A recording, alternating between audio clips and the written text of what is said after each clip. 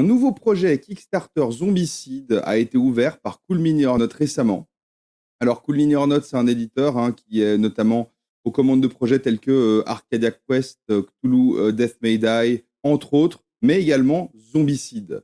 Zombicide, c'est quoi? Zombicide, c'est la quintessence de l'Ameritrash. Cool Mini or Not est un publisher américain, et l'Ameritrash, en opposition en général aux Eurogames, c'est un type de jeu dont les Américains sont fervents.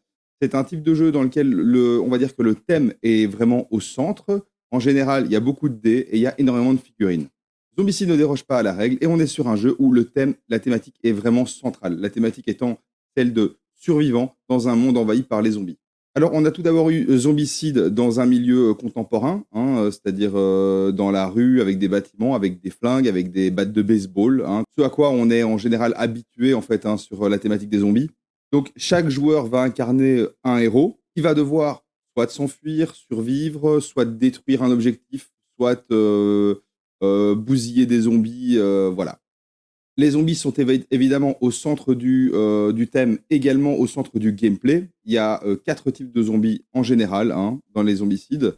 On a les walkers qui sont les zombies de base, les runners qui sont assez dangereux parce qu'ils ont plus d'action que les walkers, les fatigues qui ont une meilleure résistance et les abominations dont il est en général très compliqué de se débarrasser. En général, les zombicides, c'est un système assez basique d'action où chaque joueur va réaliser un certain nombre d'actions, va également avoir une certaine évolution. Donc, on va pouvoir gagner des niveaux en tuant des zombies et débloquer certains pouvoirs. Et à ce moment-là, on va avoir le choix des pouvoirs également. Et dans les personnages, on a également un système d'archétypes où on a des personnages qui, de par leur pouvoir, vont être va avoir plus tendance à combattre à distance. Un autre personnage va avoir plus tendance à combattre au corps à corps. Les zombicides fonctionnent avec un système où, dans chaque thématique, on va avoir des boîtes standalone. Donc, les boîtes standalone, c'est des jeux qui sont autosuffisants.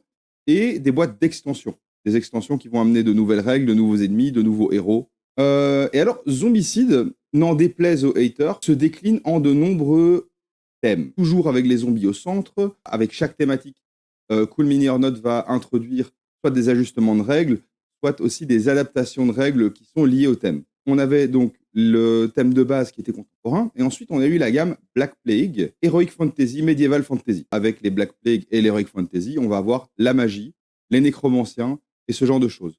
Les règles vont également être ajustées pour certaines choses par rapport au jeu de base. On va avoir également d'autres thèmes, comme par exemple Invaders. Donc Invaders, c'est dans l'espace. Et là, les zombies seront des aliens. On va introduire également une mécanique de gestion d'oxygène. Si je me souviens bien, les personnages ont également des rôles à jouer qui n'existaient pas avant. On va également avoir des zombicides sur le thème du Far West et des zombicides sur le thème de Marvel Zombies, par exemple. Ensuite, et là, ça a été un certain jump dans le développement des zombicides, on va avoir Zombicide 2e édition, donc une réédition des zombicides qui se passe à l'époque contemporaine, où Cool Mini or Not a décidé de vraiment écouter les critiques et donc de régler certains problèmes assez importants dans le jeu, donc notamment la gestion des zombies et de l'intelligence artificielle, ou également le temps que ça prend de mettre en place la partie. Donc, c'est des choses qui étaient assez lourdes, qui ont été un petit peu simplifiées. C'est pas encore parfait, mais voilà, pourquoi pas.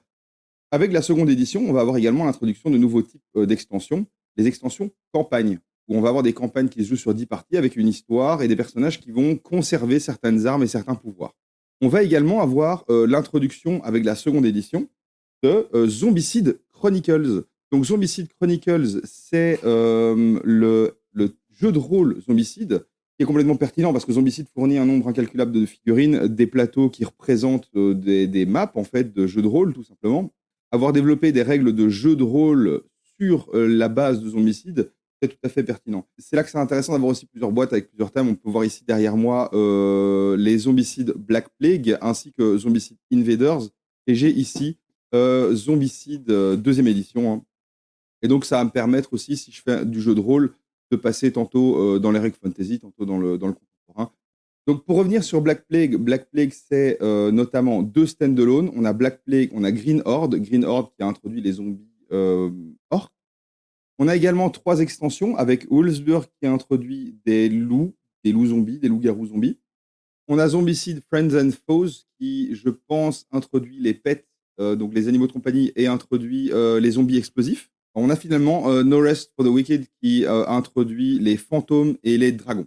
Ça nous donne un bestiaire très large quand on a tout le jeu. Ici, vous le voyez, je suis assez une victime de la société de consommation de ce côté-là. Moi, ça me fait beaucoup marrer d'introduire de nouveaux monstres, etc. Nous voilà sur le nouveau Zombicide qui est actuellement en Kickstarter, qui est Zombicide White Death. Donc, Zombicide White Death, c'est le troisième standalone de Black Plague. On est donc sur du medieval fantasy. Ça se passe dans une région qui s'appelle Wintergrad, avec certains ajouts dans la thématique. On va avoir le gel des zombies, on va avoir des bâtiments, des décombres de bâtiments. Où apparemment, il sera compliqué de se mouvoir, mais il y aura moyen de rechercher des objets, par exemple. Et les nécromanciens, donc qui sont propres à la gamme Black Plague.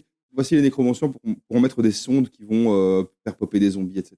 Il y a également quelques ajustements dans les règles, notamment la corruption qui va être ajoutée. La corruption, c'est un truc qui a été introduit dans Zombicide Invaders. Là, ici, apparemment, c'est de retour. Et alors, des alliés non joueurs. Ça, c'est complètement nouveau dans les zombicides. Des personnages qui vont aider les joueurs, mais qui ne sont pas des joueurs. Des PNJ qui ne sont pas des zombies. Voilà, pour la première fois dans Zombicide, pourquoi pas, je suis curieux de voir. Voilà. Ça, c'est des petites modifications par rapport au Black Plague de base, des petits ajouts. J'espère de tout cœur que White Death va prendre les apprentissages de la seconde édition et donc appliquer les nouvelles règles plutôt que de repartir sur la base de Black Plague. Starter est encore disponible pour 12 jours. Starter, c'est du crowdfunding. Quand on participe à un financement participatif, c'est qu'on va s'engager à acheter le jeu avant qu'il soit sorti et produit. En s'engageant à acheter le jeu, en fait, on finance le jeu tout simplement parce que derrière, Cool Mini or Not va utiliser l'argent levé par la campagne de financement participatif pour produire le jeu. Une fois qu'on a consenti à participer, on va ce qu'on appelle pledger le jeu. Ça veut dire qu'on va payer pour la participation et ensuite, une fois que la campagne de crowdfunding sera terminée, on va passer sur le Pledge Manager et décider de quels sont les produits qu'on va acquérir dans le Kickstarter. Pourquoi j'explique ça? Parce que Cool Mini or Not, définitivement, ils n'ont pas spécialement besoin de beaucoup de participation. Chaque campagne de Zombicide a levé des millions de dollars, ça marche systématiquement.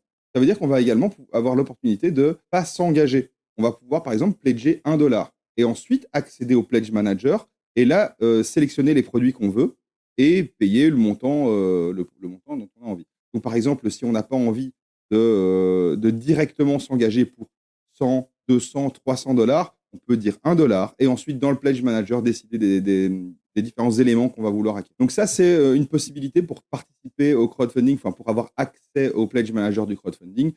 Savoir que sur Kickstarter, les zombicides sont uniquement disponibles en anglais. Il n'y a pas d'autre langue, donc le français, ce sera en retail plus tard. Quand on s'engage sur un Kickstarter en général, et par exemple, si on parle de Cool Mini or Not, il faudra attendre entre le moment où la campagne est terminée et le moment où on reçoit le jeu, minimum 1 an à 1 an et demi.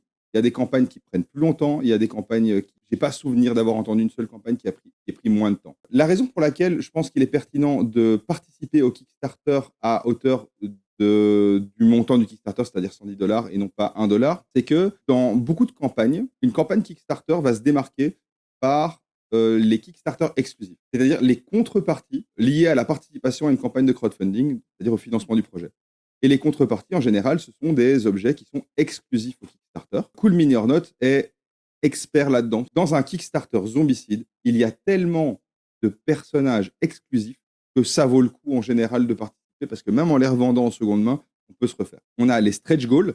Les stretch goals, en fait, et c'est là que c'est pertinent de participer à hauteur du Kickstarter plutôt qu'un $1.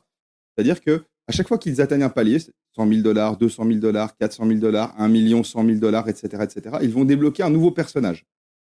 Si les paliers ne sont pas atteints, il n'y aura pas de personnage débloqué. Donc, comme ça, ils vont débloquer plus le financement atteint des strates élevées, plus il y aura de Kickstarter exclusifs qui seront offerts avec le Kickstarter. Si on a pledgé $1 et que derrière, dans le Pledge Manager, on décide de prendre la boîte à $110, on va avoir les Kickstarter exclusifs. Mais on n'aura pas participé à l'effort commun d'atteindre le plus haut montant possible pour débloquer le plus de stretch goals possible. Les autres exclusifs Kickstarter que Cool Mini or Not fournit, ce sont les Daily Unlock. Tous les jours, il y a un nouveau zombie ou un nouveau personnage qui s'ajoute au Kickstarter. Et donc, c'est assez cool. C'est ça qui donne envie aux gens de participer au Kickstarter. Il y a un effort commun, un esprit de communauté dans les Kickstarter Cool Mini or Not, spécialement Zombicide, qui est assez fun. C'est aussi assez fun une fois qu'on a pledgé, de recevoir les mails tous les jours avec les unlocks ou tous les X avec les stretch goals débloqués. Tant que je parle des Kickstarter exclusifs, par exemple, sur la seconde édition que j'ai kickstarté, hein, personnellement, on a une boîte. Voilà, ceci, c'est une boîte entière de figurines de Kickstarter exclusifs. Donc, ils se foutent pas de la gueule du monde avec les Kickstarter exclusifs. C'est une quantité énorme de Kickstarter. Ce qui me hype particulièrement avec le Zombicide White Death, c'est que on est non seulement dans du Rec Fantasy, mais également dans un thème médiéval de l'Extrême-Orient. Et donc, il y a des extensions qui ont déjà été annoncées et qui sont disponibles dans le Pledge Manager une fois la campagne terminée, par exemple, notamment avec, par exemple, l'extension Warlords of the Rising Sun et Warlords of the Middle Kingdom. Donc, pourquoi ça me hype particulièrement?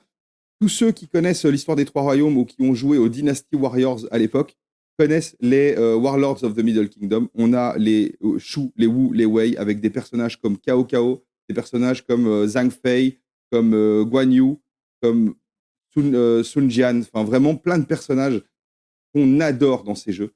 Ils vont être disponibles dans une boîte. Et les Warlords of the Rising Sun, on est plus dans le Japon féodal avec des personnages comme Nobunaga Oda, etc. Donc pour ceux qui ont joué comme moi à Samurai Warriors sur PlayStation 2 à l'époque, ah, c'est un régal.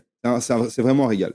Alors pourquoi je dis que le thème c'est Extrême-Orient médiéval? Parce qu'au-delà de ces extensions qui introduisent des personnages, des héros de guerre connus, on va avoir des abominations qui seront propres à cette thématique, avec le Tengu, l'Amaterasu ou des Komainu par exemple. Voilà, je pense que c'est super chouette.